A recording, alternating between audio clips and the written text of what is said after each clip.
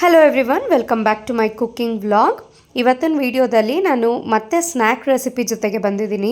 ತುಂಬಾ ಚೆನ್ನಾಗಿರುತ್ತೆ ಈ ಸ್ನ್ಯಾಕ್ಸ್ ರೆಸಿಪಿ ಮಾಡೋದಕ್ಕೆ. ಅಕ್ಕಿ ಹಿಟ್ಟು ಬೇಡ, ಮೈದಾ ಬೇಡ, ತುಂಬಾ ಚೆನ್ನಾಗಿ ಕ್ರಿಸ್ಪಿಯಾಗಿ ಮಾಡ್ಬೋದು. ನಾನಿವತ್ತು ಇಲ್ಲಿ ಮಾಡ್ತಾ ಇರೋದು ಚಿರೋಟಿ ರವೆ ಕೋಡ್ಬಳೆ. ಬರೀ ಚಿರೋಟಿ ರವೆನೋ ಯೂಸ್ ಮಾಡಿ ಸೂಪರಾಗಿ ಮಾಡ್ಬೋದು. ಸೊ ಇದಕ್ಕೆ ಮೊದಲಿಗೆ ಮಸಾಲೆ ರುಬ್ಕೋಬೇಕು. ಅದಕ್ಕೆ ನಾನು ಅರ್ಧ ಕಪ್ ಹಸಿ ತೆಂಗಿನಕಾಯಿ ಹಾಕಿದ್ದೀನಿ. ಹಾಗೆಯೇ ಇಂಗಿನ ಪೌಡರ್ನ ಸೇರಿಸ್ಬೇಕು. ಇದಕ್ಕೆ ಒಂದು ಟೀ ಚಮಚ ಅಥವಾ 1.5 ಟೀ ಚಮಚ ಹಾಕ್ಕೊಳ್ಳಿ. ಜಾಸ್ತಿ ಹಾಕಿದಷ್ಟು ಕೋಡ್ಬಳೆ ಫ್ಲೇವರ್ ಚೆನ್ನಾಗಿ ಬರುತ್ತೆ. ಹಾಗೆಯೇ ಇದಕ್ಕೆ ಒಂದು 10ರಿಂದ 12 ಹಸಿರು ಮೆಣಸಿನ್ಕಾಯಿನ ಹಾಕೋತಾ ಇದ್ದೀನಿ. ಖಾರ ಏನು ಜಾಸ್ತಿ ಅನಿಸೋದಿಲ್ಲ. ಯಾವುದೇ ಫ್ರೈಡ್ ಐಟಮ್ಸ್ ಆದ್ರೂ ಸ್ವಲ್ಪ ಖಾರ ಮುಂದವಾಗೆ ಹಾಕ್ಕೊಳ್ಳಿ, ಚೆನ್ನಾಗಿರುತ್ತೆ ಆವಾಗ. ಇವು ಮೂರೇ ಪದಾರ್ಥನ ನೀಟಾಗಿ ಫೈನಾಗಿ ಪೇಸ್ಟ್ ಮಾಡ್ಕೋಬೇಕು. ನಾನು ಯಾವಾಗಲೂ ತೆಂಗಿನಕಾಯಿನ ಫ್ರೀಝರ್ನಲ್ಲಿ ಸ್ಟೋರ್ ಮಾಡಿಟ್ಬಿಟ್ಟಿರ್ತೀನಲ್ವ, ಹಾಗಾಗಿ ಸ್ವಲ್ಪ ಫೈನಾಗಿ ಪೇಸ್ಟ್ ಆಗಲಿ ಅಂತ ಸ್ವಲ್ಪ ಬಿಸಿ ನೀರನ್ನು ಹಾಕಿ ಫೈನ್ ಪೇಸ್ಟ್ ಮಾಡಿ ಇಟ್ಕೋತಾ ಇದ್ದೀನಿ ನಾನಿಲ್ಲಿ. ಮಸಾಲೆಗೆ ಇಷ್ಟೇ, ಅರ್ಧ ಕಪ್ ತೆಂಗಿನಕಾಯಿ, ಹಸಿಮೆಣಸಿನ್ಕಾಯಿ, ಇಂಗು. ಇವಾಗ ಒಂದು ಮಿಕ್ಸಿಂಗ್ ಬೌಲ್ ತೊಗೊಂಡು ಇದಕ್ಕೆ ನಾನು ಚಿರೋಟಿ ರವೆನ ಸೇರಿಸ್ಕೋತಾ ಇದ್ದೀನಿ. ಚಿರೋಟಿ ರವೆ ಅಂದರೆ ಹೋಳಿಗೆ ರವೆ ಅಥವಾ ಸಣ್ಣ ರವೆ ಅಂತ ಹೇಳ್ತೀವಿ ನೋಡಿ, ಅದನ್ನೇ 1.5 ಕಪ್ ಆಗೋಷ್ಟು ಹಾಕೋತಾ ಇದ್ದೀನಿ ಚಿರೋಟಿ ರವೆ. ಏನು ಹುರಿಯೋ ಅವಶ್ಯಕತೆ ಇಲ್ಲ, ಹಾಗೇ ಹಾಕ್ಕೊಳ್ಳಿ. ಯಾಕೆಂದರೆ ಆಮೇಲೆ ನಾವು ಡೀಪ್ ಫ್ರೈ ಮಾಡಿದಾಗ ಚೆನ್ನಾಗಿ ರವೆ ಎಲ್ಲ ಫ್ರೈ ಆಗುತ್ತಲ್ವ, ಮತ್ತೆ ಏನು ಹುರಿಯೋ ಅಂಥ ಅವಶ್ಯಕತೆ ಇರೋದಿಲ್ಲ. 1.5 ಕಪ್ ಚಿರೋಟಿ ರವೆಗೆ ಒಂದು ಅರ್ಧ ಸ್ಪೂನ್ ಆಗೋಷ್ಟು ಜೀರಿಗೆ ಸೇರಿಸಿದ್ದೀನಿ. ರುಚಿಗೆ ತಕ್ಕಷ್ಟು ಉಪ್ಪನ್ನು ಹಾಕ್ತಾಯಿದ್ದೀನಿ. ಹಾಗೆಯೇ ಕೋಡ್ಬಳೆ ತುಂಬಾ ಚೆನ್ನಾಗಿ ಕ್ರಿಸ್ಪಿಯಾಗಿ ಬರಬೇಕು ಅಂದರೆ ನಾವು ಅದಕ್ಕೆ ಚೆನ್ನಾಗಿ ಎಣ್ಣೆನ ಕಾಯಿಸಿ ಹಾಕಬೇಕು. ನಾನಿಲ್ಲಿ ಎಣ್ಣೆ ಸ್ವಲ್ಪ ಬಿಸಿ ಆಗಲಿಕ್ಕೆ ಇಟ್ಟಿದ್ದೀನಿ. ಎಣ್ಣೆ ಬಿಸಿ ಆಗ್ತಿದ್ದ ಹಾಗೆಯೇ 4 ಟೇಬಲ್ ಸ್ಪೂನ್ ಆಗೋಷ್ಟು ನಾನು ಎಣ್ಣೆನ ಹಾಕ್ತಾಯಿದ್ದೀನಿ. ನೋಡಿ, 1 ಟೇಬಲ್ ಸ್ಪೂನ್ ಹಾಕಿದ್ದೀನಿ ಅಂದರೆ ಅದೇ ಥರ 4 ಟೇಬಲ್ ಸ್ಪೂನ್ ಎಣ್ಣೆ ಹಾಕಿದ್ದೀನಿ. ಚೆನ್ನಾಗಿ ಬಿಸಿ ಎಣ್ಣೆನ ಈ ರೀತಿ ಎಲ್ಲ ಚಿರೋಟಿ ರವೆಗೂ ನೀಟಾಗಿ ಮಿಕ್ಸ್ ಮಾಡ್ಕೊಳ್ಳಿ. ಮಿಕ್ಸ್ ಮಾಡ್ಕೊಂಡಿದ್ದ ನಂತರ ಏನು ನಾನು ಕಾಯಿ ಹಾಗೆಯೇ ಹಸಿಮೆಣಸಿನ್ಕಾಯಿ, ಇಂಗು ಎಲ್ಲ ಹಾಕಿ ಪೇಸ್ಟ್ ಮಾಡಿಟ್ಕೊಂಡಿದ್ನಲ್ಲ, ಅದನ್ನು ಹಾಕಿ ಮಿಕ್ಸ್ ಮಾಡ್ಕೋಬೇಕು. ಇದಕ್ಕೆ ಎಕ್ಸ್ಟ್ರಾ ನೀರು ಬೇಕಾಗೋದಿಲ್ಲ. ಸೊ ತೆಂಗಿನಕಾಯಿ ಹಾಕಬೇಕಾದ್ರೇ ಸ್ವಲ್ಪ ಜಾಸ್ತಿ ನೀರು ಹಾಕ್ಕೊಂಡು ರುಬ್ಕೊಬಿಡ್ಬಾರ್ದು. ಯಾವಾಗ್ಲೂ ಚಟ್ನಿ ಹದದಲ್ಲಿ ರುಬ್ಕೊಳ್ಳಿ, ತುಂಬ ಜಾಸ್ತಿ ತೆಳು ಮಾಡ್ಕೋಬೇಡಿ. ಇನ್ ಕೇಸ್ ತೆಳು ಆಗೋಯ್ತು ಜಾಸ್ತಿ ಅಂತ ಅನ್ಸಿದ್ರೆ ಇನ್ನೊಂದು ಸ್ವಲ್ಪ ನೀವು ಚಿರೋಟಿ ರವೆನ ಹಾಕಿ ಮಿಕ್ಸ್ ಮಾಡ್ಕೋಬೋದು. ಆದರೆ 1.5 ಕಪ್ ಚಿರೋಟಿ ರವೆಗೆ ಅರ್ಧ ಕಪ್ ಕಾಯಿನಲ್ಲಿ ಏನು ನಾವು ರುಬ್ತೀವಲ್ವ ಆ ಮಸಾಲೆ ಅಷ್ಟು ಕರೆಕ್ಟಾಗಿ ಆಗುತ್ತೆ. ಇವಾಗ ನಾನು ಸ್ವಲ್ಪನೂ ನೀರೇನು ಹಾಕ್ತೇನೆ, ಹಾಗೆಯೇ ಸ್ವಲ್ಪ ಇದನ್ನು ನಾದಿ ಮಿಕ್ಸ್ ಮಾಡ್ಕೋತಾ ಇದ್ದೀನಿ. ಬರೀ ರವೆ ಅಲ್ವಾ, ಚೆನ್ನಾಗಿ ನಾದದಷ್ಟು ಹೊಂದ್ಕೊಳ್ಳುತ್ತೆ ಇದು ಚಿರೋಟಿ ರವೆ. ಬೇಗನೆ ಸಾಫ್ಟ್ ಆಗ್ತಾ ಬರುತ್ತೆ. ನೋಡಿ ಎಷ್ಟು ಚೆನ್ನಾಗಿ ಸಾಫ್ಟಾಗಿ ನಾನು ಕಲಸಿಟ್ಕೊಂಡಿದ್ದೀನಿ ಅಂತ. ತುಂಬ ಗಟ್ಟಿನೂ ಮಾಡ್ಕೋಬಾರ್ದು, ತುಂಬಾ ಸಾಫ್ಟಾಗಿರಬಾರ್ದು. ತುಂಬ ಸಾಫ್ಟ್ ಆದರೆ ಏನು ಅಂದರೆ ಎಣ್ಣೆ ಹೀರ್ಕೊಬಿಡುತ್ತೆ. ತುಂಬ ಗಟ್ಟಿ ಆದರೆ ನಾವು ಕೋಡ್ಬಳೆ ಥರ ನಾದಿ ರೋಲ್ ಮಾಡಬೇಕಾದ್ರೆ ಬಿರುಕು ಬಿಟ್ಕೊಂಡು ನಾವು ರೋಲ್ ಮಾಡೋಕ್ಕೆ ಆಗಲ್ಲ, ಆ ರೀತಿ ಆಗುತ್ತೆ.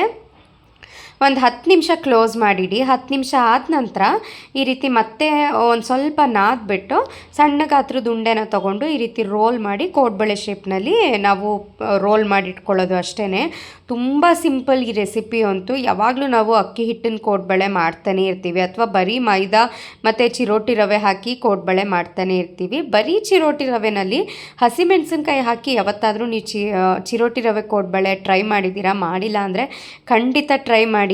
ಏಕೆಂದರೆ ಕೆಲವೊಮ್ಮೆ ಏನಾಗುತ್ತೆ, ಕೋಡ್ಬಳೆ ಮಾಡಿದ ದಿವಸ ತುಂಬಾ ಕ್ರಿಸ್ಪಿ ಆಗಿರುತ್ತೆ, ನೆಕ್ಸ್ಟ್ ಡೇಗೆಲ್ಲ ಸ್ವಲ್ಪ ಸಾಫ್ಟ್ ಆಗಿಬಿಡುತ್ತೆ. ಸೊ ಹಾಗಾಗಿ ಈ ರೆಸಿಪಿ ಪರ್ಫೆಕ್ಟಾಗಿ ಬರುತ್ತೆ ಅಂಥವರಿಗೆ. ತುಂಬಾ ಕ್ರಿಸ್ಪಿಯಾಗಿರುತ್ತೆ. ರವೆನಲ್ಲಿ ಯಾವುದೇ ರೆಸಿಪೀಸ್ ಮಾಡಿದ್ರೂ ನಾವು ಒಂದು ಸಲ ಟ್ರೈ ಮಾಡಿ ನೋಡಿ. ನಾನಿಲ್ಲಿ ಪುಟ್ ಕೋಡ್ಬಳೆಗಳನ್ನಾಗಿ ಮಾಡಿ ಇಟ್ಕೋತಾ ಇದ್ದೀನಿ ರೋಲ್ ಮಾಡಿ. ಎಣ್ಣೆ ಮೀಡಿಯಮ್ ಆಗಿ ಕಾದಿರಬೇಕು, ತುಂಬ ಜೋರೂರಿನಲ್ಲಿ ಫ್ರೈ ಮಾಡಬೇಡಿ. ನೋಡಿ, ನಾನು ಚಿಕ್ಕ ಬರ್ನರ್ನಲ್ಲೇ ಫ್ರೈ ಮಾಡ್ತಾಯಿದ್ದೀನಿ. ಅದನ್ನು ಸಹ ನಾನು ಮೀಡಿಯಮ್ ಫ್ಲೇಮ್ನಲ್ಲಿ ಇಟ್ಟಿದ್ದೀನಿ, ತುಂಬ ಹೈ ಫ್ಲೇಮ್ನಲ್ಲಿ ಇಟ್ಟಿಲ್ಲ. ಮೀಡಿಯಮ್ ಫ್ಲೇಮ್ನಲ್ಲಿ ಎಲ್ಲ ಕೋಡ್ಬಳೆಗಳನ್ನೂ ಹಾಕಿ ಒಂದು 2 to 3 ಮಿನಿಟ್ಸ್ ಹಾಗೇ ಬಿಟ್ಬಿಡಬೇಕು. ಸ್ವಲ್ಪ ಅದು ಗಟ್ಟಿ ಆಗೋವರೆಗೆ, ತುಂಬ ಸಾಫ್ಟ್ ಇರುತ್ತೆ ಅಲ್ವಾ, ಹಾಗಾಗಿ ಅದೊಂದು ಸ್ವಲ್ಪ 2 ನಿಮಿಷ ಆಗೋವಷ್ಟರಲ್ಲಿ ನಾವು ನೆಕ್ಸ್ಟ್ ಬ್ಯಾಚ್ ಕೋಡ್ಬಳೆಗಳನ್ನ ಈ ಕಡೆ ಒತ್ತಿ ಒಂದು ಪ್ಲೇಟ್ನಲ್ಲಿ ಇಟ್ಕೋತಾ ಇದ್ದೀನಿ. ನೋಡಿ ಎಷ್ಟು ಸುಲಭವಾಗಿ ಬರ್ತಾ ಇದೆ ಅಂತ ಕೋಡ್ಬಳೆ. ಚೆನ್ನಾಗಿ ನಾದದಷ್ಟು ನಮಗೆ ರೋಲ್ ಮಾಡೋದಕ್ಕೆ ಈಸಿ ಆಗುತ್ತೆ. ಕೈಗೆ ಏನು ಎಣ್ಣೆ ಗ್ರೀಸ್ ಮಾಡ್ಕೊಳ್ಳೋ ಅವಶ್ಯಕತೆಯೇ ಇಲ್ಲ, ಯಾಕೆಂದರೆ ಹಿಟ್ಟಿಗೆನೇ ನಾವು ಚೆನ್ನಾಗಿ ಎಣ್ಣೆ ಎಲ್ಲ ಹಾಕಿ ಮಿಕ್ಸ್ ಮಾಡಿರ್ತೀವಲ್ವ, ಅದರಲ್ಲೇ ಚೆನ್ನಾಗಿ ಅಂಟ್ಕೊಳ್ದೇ ನಾವು ರೋಲ್ ಮಾಡ್ಕೋಬೋದು. ಈ ಕಡೆ ನೋಡಿ ಕೋಡ್ಬಳೆ ಮೀಡಿಯಮ್ ಫ್ಲೇಮ್ನಲ್ಲಿ ನಾನು ಚೆನ್ನಾಗಿ ಫ್ರೈ ಮಾಡಿದ್ದೀನಿ. ಒಳ್ಳೆ ಗೋಲ್ಡನ್ ಬ್ರೌನ್ ಕಲರ್ ಬಂದಿದೆ. ಈ ರೀತಿ ಕಲರ್ ಬರ್ತಿದ್ದ ಹಾಗೆಯೇ ತೆಗೆದು ಒಂದು ಸ್ಟ್ರೈನರ್ಗೆ ಹಾಕಿ ಒಂದು 5-10 ನಿಮಿಷ ಬಿಡಬೇಕು. ತುಂಬ ಬಿಸಿ ಇದ್ದಾಗ ತಿನ್ಲಿಕ್ಕೆ ಹೋದರೆ ತುಂಬ ಸಾಫ್ಟ್ ಅಂತ ಅನಿಸುತ್ತೆ. ಆ್ಯಂಡ್ ಕಟ್ ಮಾಡಬೇಕಾದ್ರೂ ಅಷ್ಟೇ ತುಂಬ ಸಾಫ್ಟ್ ಆಗಿದೆಯೇನಪ್ಪ, ಹಾಳಾಗೋಯ್ತೇನೋ ಅಂತ ಅನಿಸುತ್ತೆ. ಬಟ್ ಅದು ತಣ್ಣಗಾಗ್ತಾ ಆಗ್ತಾ ಫುಲ್ ಕ್ರಿಸ್ಪಿಯಾಗಿ ಆಗುತ್ತೆ. ಇಲ್ಲಿ ನಾನು ನೆಕ್ಸ್ಟ್ ಬ್ಯಾಚ್ ಕೋಡ್ಬಳೆಗಳನ್ನೂ ಅದೇ ರೀತಿ ಫ್ರೈ ಮಾಡಿ ತೆಗೆದಿಟ್ಕೋತಾ ಇದ್ದೀನಿ. ಮೀಡಿಯಮ್ ಫ್ಲೇಮ್ನಲ್ಲೇ ಫ್ರೈ ಮಾಡಬೇಕು, ಯಾವುದೇ ಕಾರಣಕ್ಕೂ ಹೈ ಫ್ಲೇಮ್ನಲ್ಲಿ ಫ್ರೈ ಮಾಡಬಾರ್ದು. ಇದನ್ನು ಅಷ್ಟೇ ನೋಡಿ ಒಳ್ಳೆ ಗೋಲ್ಡನ್ ಬ್ರೌನ್ ಕಲರ್ ಬಂದಿದೆ. ಇದಕ್ಕೆ ನಾವು ಹಸಿಮೆಣಸಿನ್ಕಾಯಿ ಹಾಕಿದ್ದೀವಿ ಅಂತ ಗೊತ್ತೇ ಆಗಲ್ಲ. ಆ ಕಲರ್ ನೋಡಿದ್ರೆ ನಾವು ಯೂಶ್ವಲಿ ಏನು ರೆಡ್ ಚಿಲ್ಲಿ ಪೌಡರ್ ಅಥವಾ ಬ್ಯಾಡಗಿ ಮೆಣಸಿನ್ಕಾಯಿನ ರುಬ್ಬಿ ಮಾಡ್ತೀವಿ ನೋಡಿ ಕೋಡ್ಬಳೆ, ಅದೇ ಕಲರ್ ಬಂದಿದೆ ನೋಡಿ, ಎಷ್ಟು ಚೆನ್ನಾಗಾಗಿದೆ ಅಂತ. ಮುರಿದ್ರೆ ಸಾಕು ಪೀಸ್ ಪೀಸ್ ಆಗುತ್ತೆ, ಬಾಯಲ್ಲಿ ಹಾಕಿದ್ರೆ ಕರ್ಗೋಗುತ್ತೆ, ಅಷ್ಟು ಚೆನ್ನಾಗಾಗಿತ್ತು ಮಾತ್ರ ಕೋಡ್ಬಳೆ. ವೆದರು ಅಷ್ಟೇ ನೋಡಿ ಎಷ್ಟು ಚೆನ್ನಾಗಾಗಿದೆ ಅಂದರೆ ತುಂಬಾ ಸೋನೆ ಮಳೆ ಥರ ಬರ್ತಾ ಇದೆ ಒಂದು 2-3 ಡೇಸಿಂದ. ಈ ರೀತಿ ಮಳೆ ಬಂದಾಗ ಯೂಶ್ವಲಿ ಏನು ಬಜ್ಜಿ ಬೋಂಡ ಯಾವಾಗಲೂ ಬಿಸಿ ಬಿಸಿ ಮಾಡ್ಕೊಂಡು ತಿನ್ನೋಕ್ಕೇ ಆಗೋದೇ ಇಲ್ಲ. ಈ ರೀತಿ ಯಾವುದಾದ್ರೂ ಸ್ನ್ಯಾಕ್ ಐಟಮ್ಸ್ನ ಮಾಡಿಟ್ಕೊಂಡು ಸ್ಟೋರ್ ಮಾಡಿಕೊಂಡ್ರೆ ಬಿಸಿ ಬಿಸಿ ಕಾಫಿ ಜೊತೆ ಟೀ ಜೊತೆಗೆಲ್ಲ ನಾವು ಆರಾಮಾಗಿ ತಿಂತಾ ಇರ್ಬೋದು. ಸೂಪರಾಗಿರುತ್ತೆ. ಒಂದು 3-4 ಒಂದು ಕಪ್ ಕಾಫಿ ಜೊತೆ ಕುಡಿದ್ರೆ ಎಷ್ಟು ಆರಾಮ ಅನಿಸುತ್ತೆ ಗೊತ್ತಾ ಈ ವೆದರಿಗೆ. ನನಗಂತೂ ತುಂಬಾ ಇಷ್ಟ. ನಾನು ಈ ಮಾನ್ಸೂನ್ ಸೀಸನ್ನ ಮಾತ್ರ ತುಂಬಾ ಎಂಜಾಯ್ ಮಾಡ್ತೀನಿ. ನಿಮಗೆ ಹೇಗೆ ಕಮೆಂಟ್ ಮಾಡಿ ತಿಳಿಸಿ.